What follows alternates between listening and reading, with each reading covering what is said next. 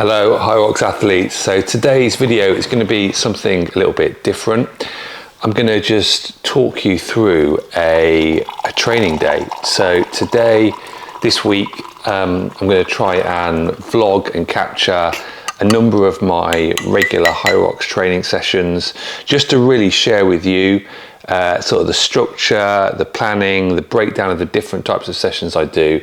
So I hope give you a few tips, a few ideas for things you might want to try, you might want to integrate into your training. So this week is it's a regular week of training. We're in very much in the off season, so we're in the middle of the summer between HYROX seasons. So you know, of a little bit less structured, a little bit more relaxed, a little bit more fluidity in those training sessions, and a little bit less off the intensity as we really focus on building the engine for next season. So a few things that it might be helpful just to kind of touch on and share. For any of you who have been around this channel for a while, you know that I take my mobility work really seriously. So the first thing I'm going to do today, after I've had this coffee and finished talking with you, is to go through a mobility routine.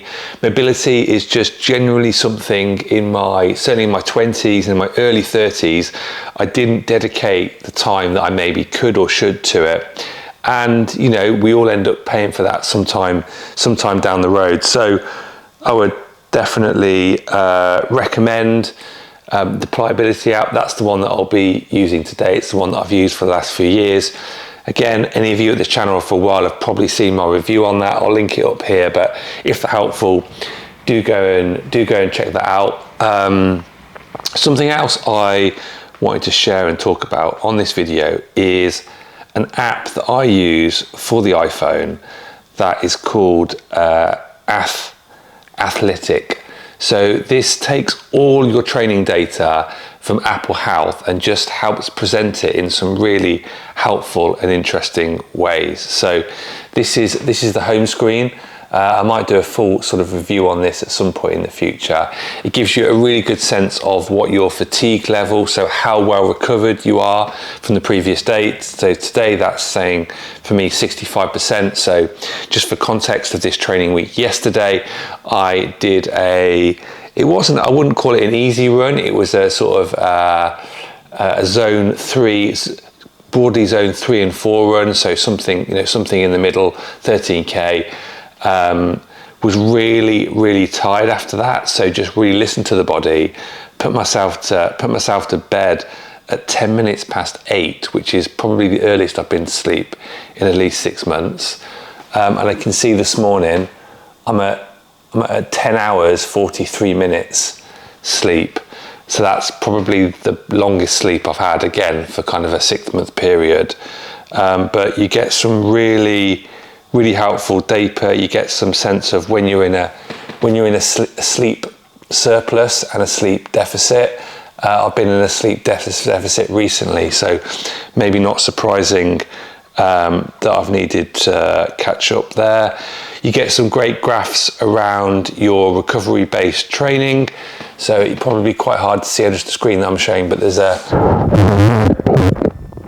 recently where I tipped into the overtraining for the first time in a long time. So again, maybe not a surprise why I needed a little bit more sleep. So following the long run yesterday, 13K run, today we're either going to go for a strength-based training session, or something I found really helpful recently and have integrated for the last 6 months and seen some real progressions with, is integrating at least one circuit session in the week. So just in very kind of broad terms, to give you my training structure. What I do within them changes on and off season, but the general construction of it is the same. It's broadly 2 strength focused sessions, 1 upper and 1 lower. If I can't get 2 in a week, I might do a total body and just look to do all of it. They'll last anywhere between half an hour, 45 minutes, up to an hour at tops. And then I'll also look to do 2 two running sessions. One will be the faster end of things, so likely interval, and then the other end, a bit like yesterday, a sort of slow and steady zone 2, zone 3 type running. And then last 6 months, the game change has really been integrating this fifth session, and this fifth session is usually, it's an engine builder workout, but it's not running, it's intentionally not running. So it might be a circuit with different erg machines, with a few wall balls and lunges like thrown in for good measure as part of the turnover. Equally, I might just choose like one erg or the other to go for. So been really enjoying recently either sort of, 1K row, 1K ski, repeating that 5 times on both, so your total volume there is like 10K worth of rowing and skiing, or if I'm going for a shorter session, maybe adding this on to one of those strength sessions, combining them, because I've got less days in the week and I can go to the gym. So sort of a 30-minute weights followed by 15 minutes. So for me, that's around a 5K continuous exercise on the ski erg, and again, just raising that heart rate and giving me that stimulation in the heart for sort of good cardio aerobic base building workout. So that's the kind of broad brush that I'll be going for this week. That is what I apply for most weeks. This week is a little bit different because on Friday I'm going to be doing my first ever VO2 max test. So in the lab, I'm going to look to take the camera to that if I can, so we'll look to capture a bit of content around that. As part of that, I'm also going to be testing my lactic, my T1 and T2. So understanding when those lactic thresholds kick in, at what heart rate, at what intensity on my running, so I can really program and understand my training better. As part of that, we're also going to be looking at heart rate zones. So at the moment, like probably many of you, whether you use a Whoop, an Apple Watch or Garmin, whatever you use, I go off the standard heart rate zones that are off here. During that testing, we're going to be able to get more accurate data for what my specific heart rate zones are.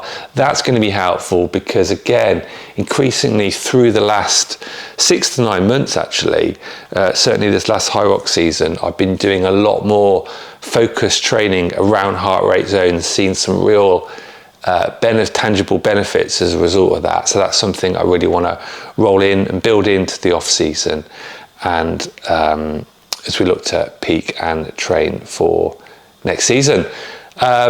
Just a sprinkling of what's coming down the road. So later today, as well as training, I'm going to be looking to work on some new HYROX tip videos. So you may have already seen the ski erg, the sled pull and sled push. These were some like new pro tip videos that I put out, just reflecting on what I've learned over the last season and cumulatively for what is like 15 HYROX races now, but particularly during the pro season.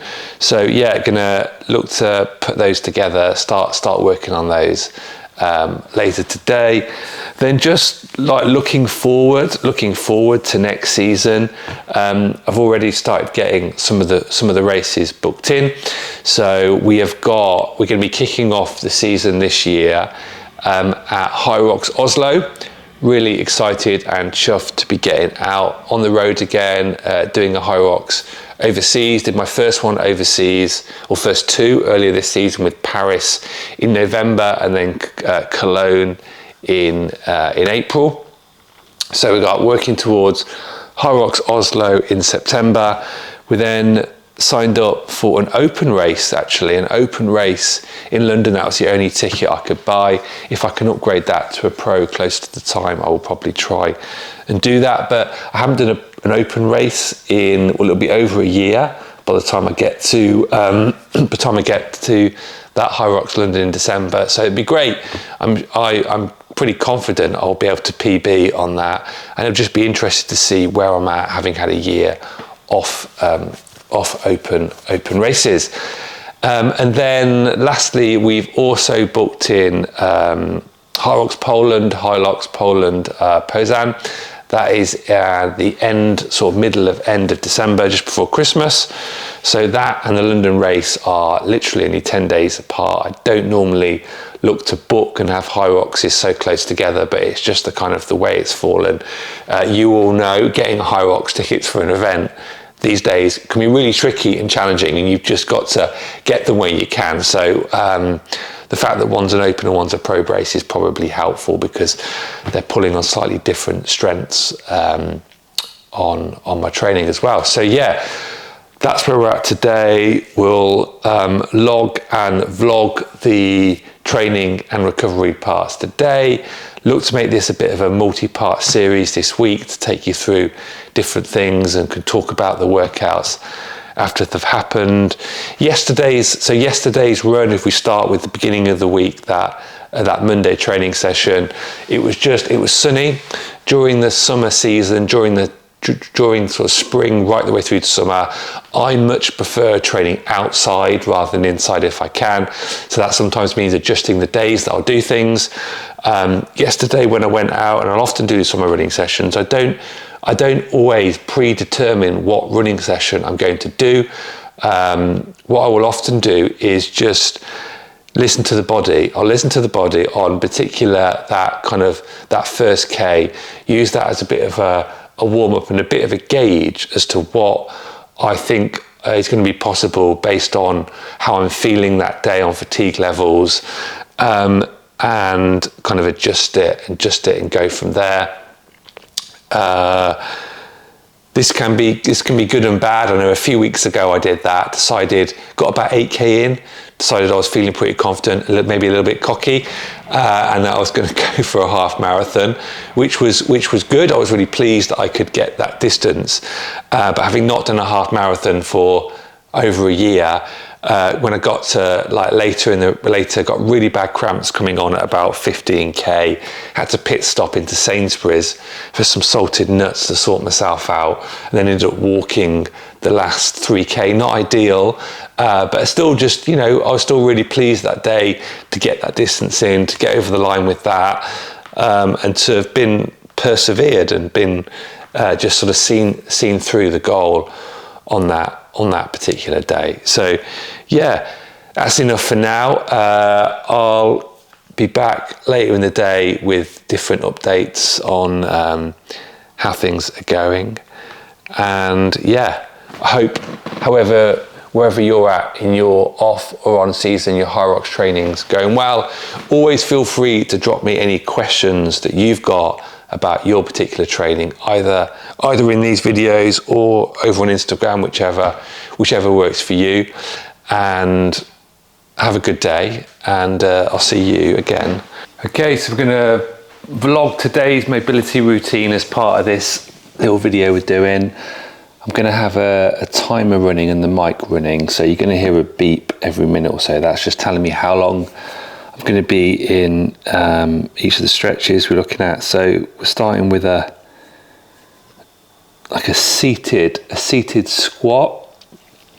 If you struggle getting into this position, you struggle getting this deep, then I actually have another video here on YouTube about a progression you can build up to get into this position. So I'll provide a link to that up here. Do check that out. Loads of great HYROX mobility tips and bits and bobs like that here. Yesterday yesterday's training was that 13-kilometer run I mentioned. So some of the different exercises I'm going to focus on today are going to be specifically looking at that. This squat you can see me in, this is really good for wall ball depth mobility and helping you with that. We're going to go from there into a pigeon. So a pigeon, the key muscle you're looking to really stretch here is the glute. So after that 13K of running yesterday, they're particularly tight and will really benefit from this type of stretch. There's a few, you can hit this from a few different angles. So I'm going to go from this into a different variation, which hits it from a different angle. But we're going to start by just getting a minute on each side of this with this basic pigeon. I'm definitely a huge advocate for mobility work. I kind of, having not done enough of it myself over the years, having discovered it later and really committed to it, I'm really seeing the benefits. Sort of in my HYROX training, in general workout training, but just in life. Loads of benefits from mobility work. Still got areas that I really want to make a lot of progress on. So my sort of shoulders, lats, and traps, that whole kind of upper area. I've definitely got some more gains that I can make in that space in terms of range of motion. One part of mobility I think is often overlooked, one of the benefits is around for your running and your running form, and that turnover and cadence piece, sort of the whole hip area, and your ability to move freely there can make a real difference. So here's that alternative I was talking about, right? So this is knee up, across the body, down here, and you want to be feeling this here. You're just going to get a position where you can hold it. It's going to be really, some of these stretches are a bit tricky, a bit, painful is the wrong word, but uncomfortable. This isn't one of them. This is probably one of the nicest positions to be in, and you can literally feel it unwinding, opening, and just softening up as you go. Importantly, you don't want to over pull. You just want this to be passive. It's not about tensing up. If anything, you want to relax, and to do that, you want to not be pulling. You just want to be gently leaning in. And as you go through the timing, I'm doing all of these for 1 minute. You'll start feeling yourself loosening up. You can do them for longer. Usually 2 or 3 minutes is what's recommended, but I'm a little short on time today, so I'm going more for a slightly shorter session, slightly shorter hold timings.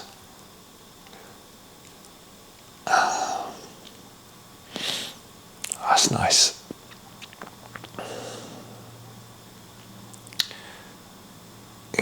This video wasn't intended for that, but you could just follow along with this. Just watch this back.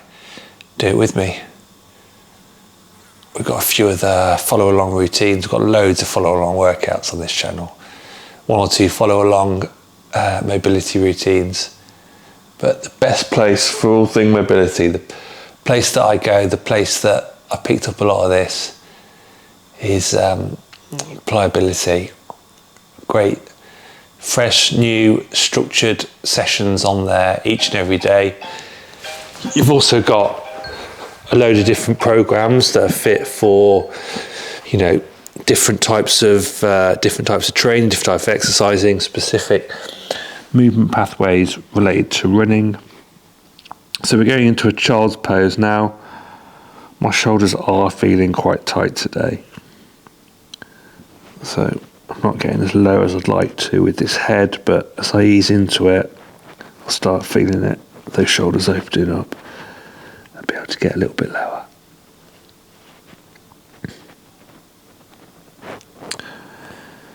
There we go.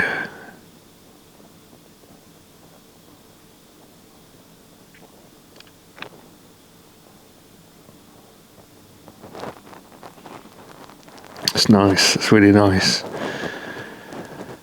We're going to switch to a variation of this next, where you are just really looking to flex those obliques. So the core, we use our core for nearly everything and anything.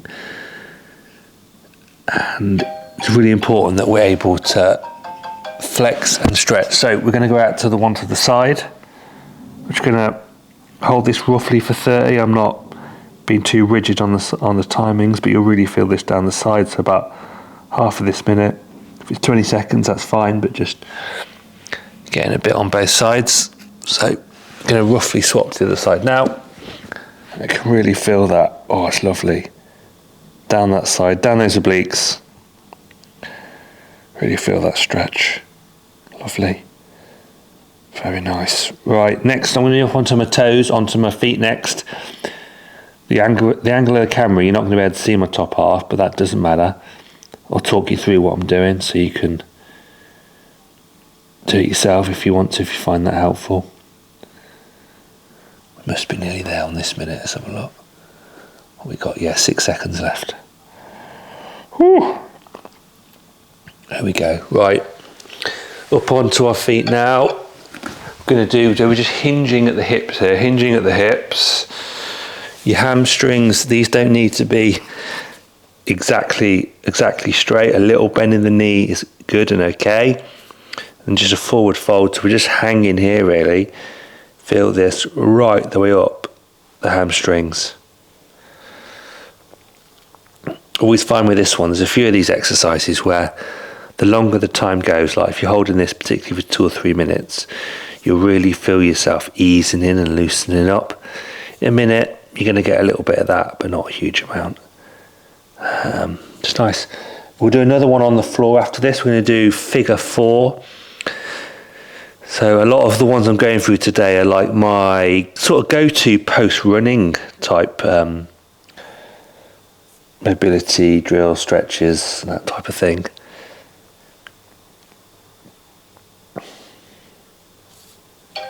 There we go. Right, we'll finish off now with... yeah, sorry about that. We ran out of memory on the memory card, so that that just cut out earlier than we'd liked. But we'll capture the last of the movements. We're going to go for a lizard, a minute each side. Another one of my favourites for post run. It's a really nice one on there. It's a hips and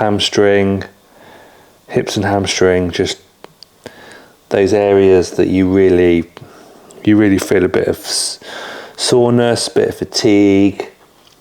It can be really good to stretch out at the end of or following a run.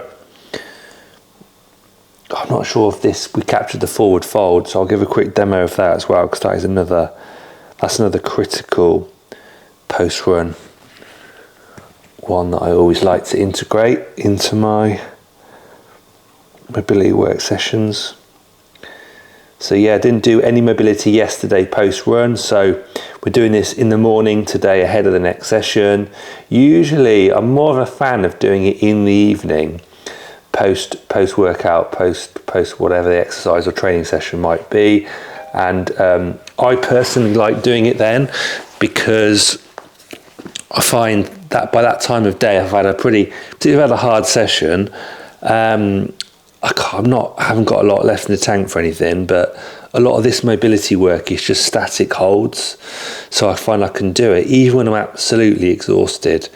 I can usually get it done and get through it. It doesn't take a huge amount out of me, so that's why. It also can be a really nice thing to do as part of the wind down routine before bed. Gets me off my phone. Just have one of the sessions running like an audio in like the audio from one of the pliability routines running in the background. I know the stretches enough now that I can hear what the prompt is and know what I need to go for. So yeah, we'll do a forward fold and I might do 1 or 2 more. We'll just see how we're feeling. Okay, so forward fold, you want to be... It's all about the hinge at the hips, down. You don't need these don't need to be really straight. Often people want to keep it that way, but you don't need to. A little bend's absolutely fine. When I'm doing this for like 2 to 3 minutes, I'll always find over the time period it increases. In fact, you can see that, because I've already done a minute of this beforehand when I recorded it. I can already see I couldn't touch the floor when I first started before, but I can now. I can feel myself easing into it, and I might start to actually get those legs a little bit straighter. Just helps extend the stretch. But you're already seeing the gains that you get just from a minute or two of this a day. It's amazing, it really is. I think we're going to finish with a chest and spine work. We'll do a minute each side. It's a bit of an awkward position, but again, like a lot of these, you really do feel and notice the difference. Okay, so we're going to go down like that, over, flex over like this. Okay, so this is like chest, spine. It's an unusual one, but it does the job. It's good. Move that mic so you can hear me a little bit better. It's one that I don't do often enough. There's a bit of like shoulder benefit here as well. Talked about having tight shoulders myself. That's why stretches like child pose are really important and really good.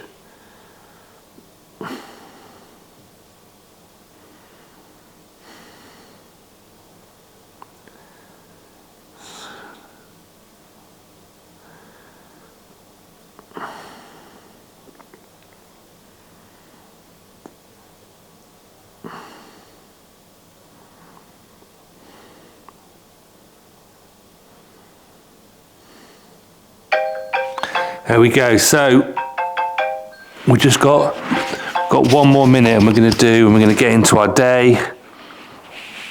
I think next up it's YouTube videos. So working on the tip stuff. I do a lot less of this content creation these days, as I'm just very busy with other things. But it is something I enjoy. The process of like learning, teaching, of sharing things I'm passionate about, things that I've learned that might help others. So always trying to carve out a little bit of time to do a little bit of it, even if it's certainly not as much as I used to be doing a few years ago. Oh, nearly there now, nearly there. Nice.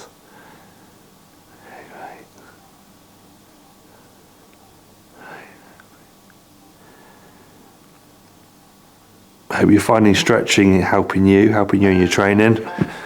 There we go. Right, on with the day, folks. Let's go.